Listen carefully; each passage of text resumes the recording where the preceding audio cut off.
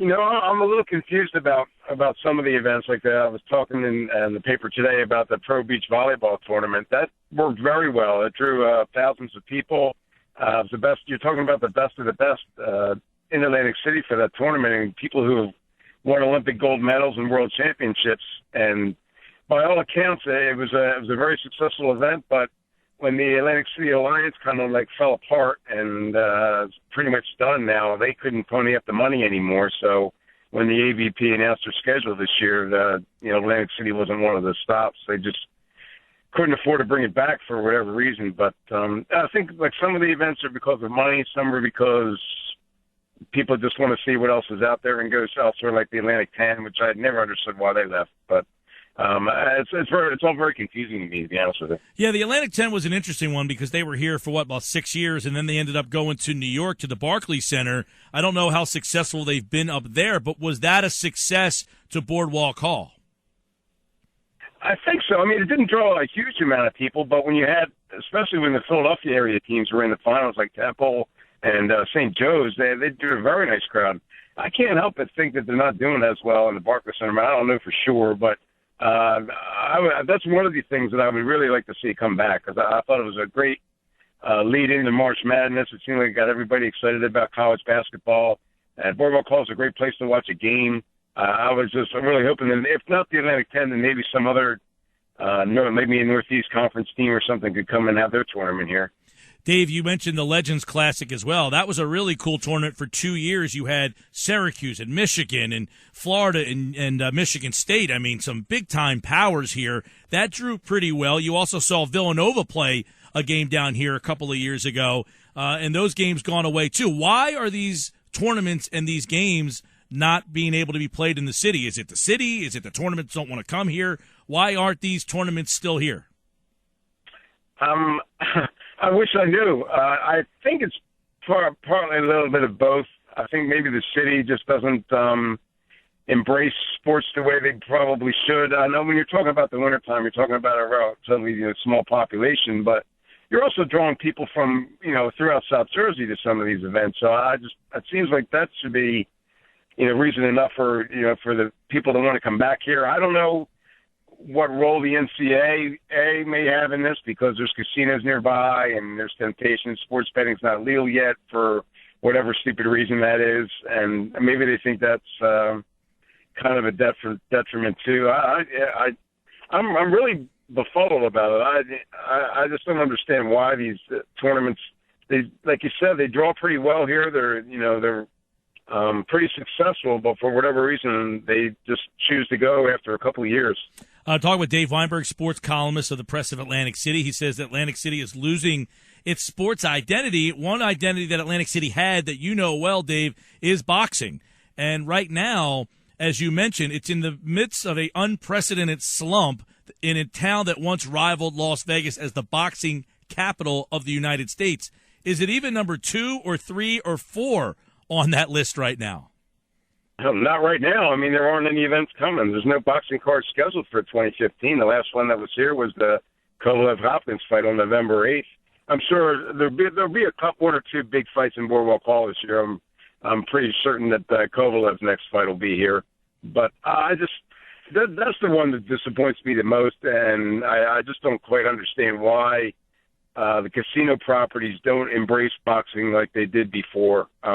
You draw a certain clientele there where it's a little bit of an older crowd, but those are the people that spend the money too. So you would think that you would want them in your showroom for a couple of hours, and then you release them into the restaurants or the casinos or whatever. And they had a big meeting at Boardwalk Hall the day before the Kovalev fight, where they had all these casino industry guys and boxing guys, and Larry Hazard was there, and Fran Rodowitz of Boardwalk Hall, and they were all talking about how the need to bring more fights here, but nothing's happened. And with Ken Condon at Bally's, he pretty much carried the sport by himself for I don't know how many years, and now it seems like Bally's has kind of cut back on their budget as far as boxing is concerned, and you see Golden Nugget, you see Tropicana, Borgata. They all used to be players in the boxing industry, but they've all just kind of put more of their attention on MMA for whatever reason. And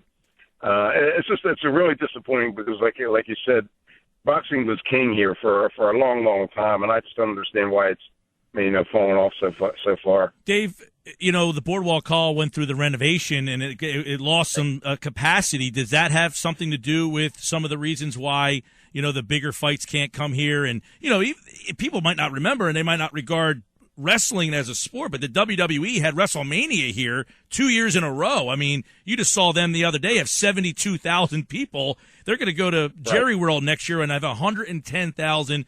They had WrestleMania here back-to-back years. They could never do that again. They can't even have a Monday Night Raw here because that venue's now too small. Has that hurt them?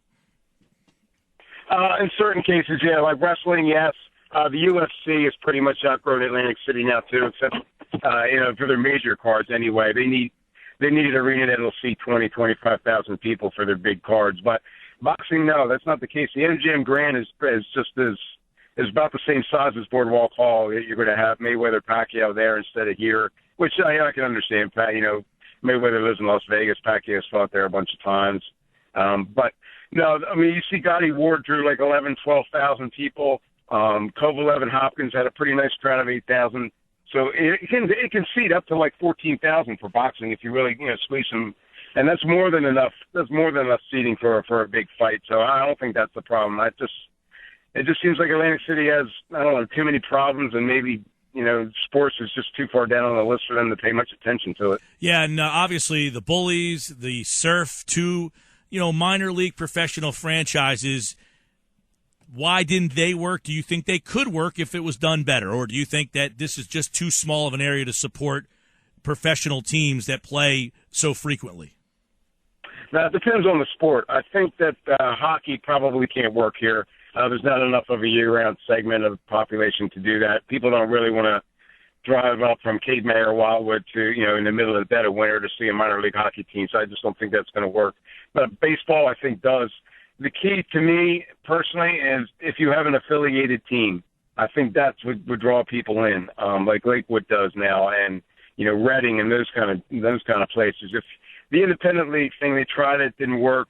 Nobody knows the players. Nobody really cares about the players. But if you have like an affiliated team where you're going to see the prospects that are going to be in the majors in 2-3 years, I think that might be the draw that you need. Plus, you have that summer population. Ocean City and Margate and all those people. They can't go to the boardwalk every night, so why not come out to the ballpark and watch a game one day a week? That seemed like that would be the thing that would work best to me. Yeah, Dave, the Soul are going to play down here at Boardwalk Hall on the 30th. Do you think that's something that could, is a good event there? Is that something that worked if they did that, annually? It's the third time I think they've tried to do this. Is that something that's a good fit? Yeah, I think it is, yeah. Boardwalk Hall, not many people know, you probably do that. The first indoor college football game was ever played was at Boardwalk Hall. They used to have the Boardwalk Bowl years ago when Delaware played there a couple times. And if it's configured right, I think Arena League really does fit well with that. And I got to give a lot of credit to Ron Jaworski for bringing it here, and with Tony Rodeo from Tropicana for sponsoring it. I'm hoping that they're going to draw a decent crowd. I think if they can just get like 7,000 or 8,000 people for this first one, I think it'll work well, and I'm hoping that it'll be an annual event. Although that's what I thought about beach volleyball, so who the heck knows at this point. Dave Weinberg from the Press of Atlantic City. He writes, not only is Atlantic City no longer a boxing town, it's not even a sports town. Can it be, though? Is it a town that just doesn't want sports? I think they want it. I mean, you do see like Ring of Combat. You see Kate Shuri, the MMA outfits. They do pretty well. I think the midget auto racing in February, that draws a pretty good crowd, I think. But I don't understand why they don't just give things more of a chance to give it like 5 or 6 years until it can establish a stronghold, in the community. It can get fans really interested in things. The college basketball thing, I just don't understand that at all. Why they don't bring those tournaments like the Legends Classic and the Coaches versus Cancer thing. Well, I don't understand what they did wrong where they're not coming back here. And, maybe it's a money issue.